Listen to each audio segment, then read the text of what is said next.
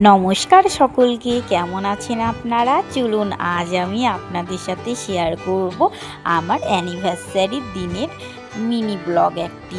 চলুন তবে দেখে নিন।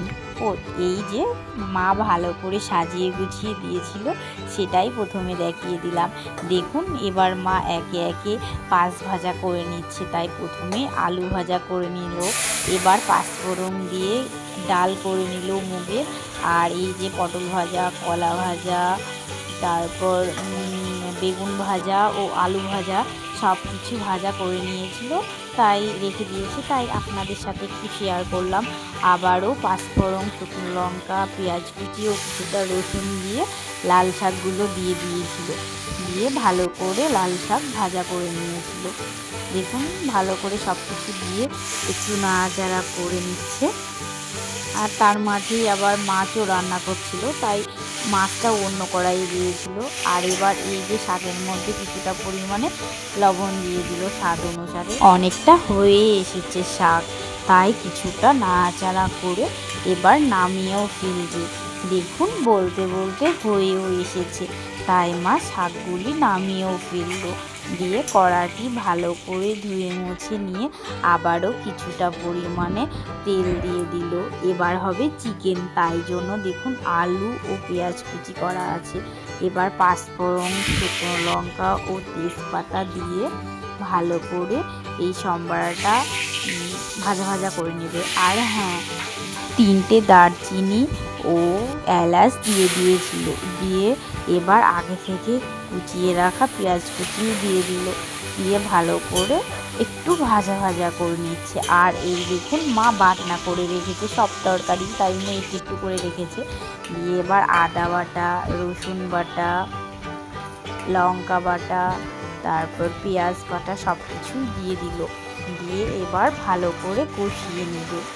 এই কষানোটাই মেন রান্নার, কারণ যতটা ভালো করে কষিয়ে নেবেন ততটাই রান্নার টেস্ট আসবে।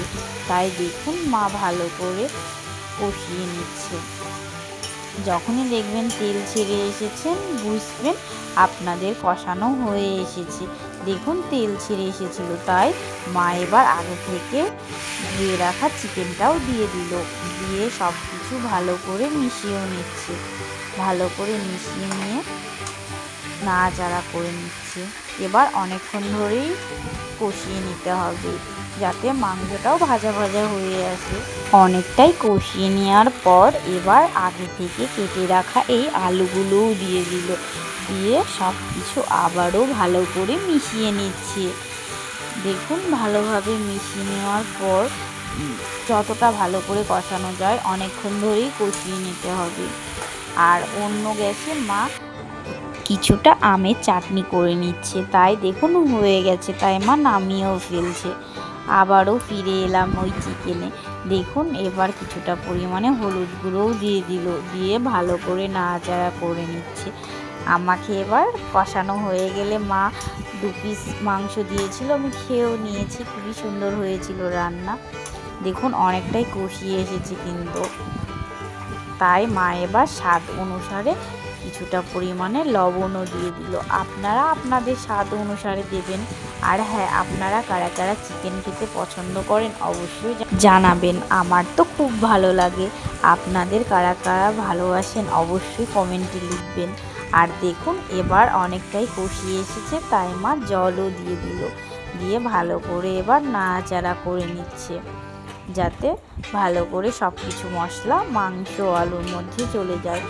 এবার গ্যাসটি আস্তে দিয়ে কিছুক্ষণের জন্য ফুটতে দেওয়ার জন্য রেখে দিবে। 5-7 মিনিট পর দেখবেন অনেকটাই ঘন হয়ে আসবে।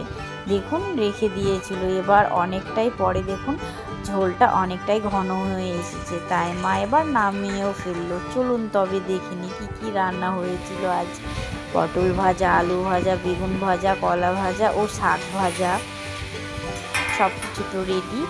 আর আপনাদের হচ্ছে মাছের তরকারি করেছিল, আর আমের টক করেছিল। তো মা সব কিছু সাজিয়ে দিয়েছিল। দেখুন কত সুন্দর লাগছে, আর খেতেও খুব সুন্দর হয়েছিল সব কিছু। আপনাদের কেমন লাগলো দেখুন। আমাদের 3rd অ্যানিভার্সারিতে এই রান্নাবান্না হয়েছিল। আর সন্ধ্যাবেলায় একটু পকোড়া খেয়েছিলাম আর ঘুরতে গেছিলাম, তো সেই জন্য একটু পকোড়া নিয়ে খাওয়া দাওয়া হয়েছিল। তারপরে আমরা একটি রেস্টুরেন্টে গিয়েছিলাম, সেখানে অর্ডার করেছিলাম পিৎজা, চিকেন পিৎজা। আর খাওয়া দাওয়ার পর ভালোই হয়েছিল, তবে খুব যে ভালো হয়েছিল তা না, তবে মোটামুটি ঠিকই আছে। আর তারপরে অর্ডার করেছিলাম লাচ্ছা পরোটা ও চিকেন কষা।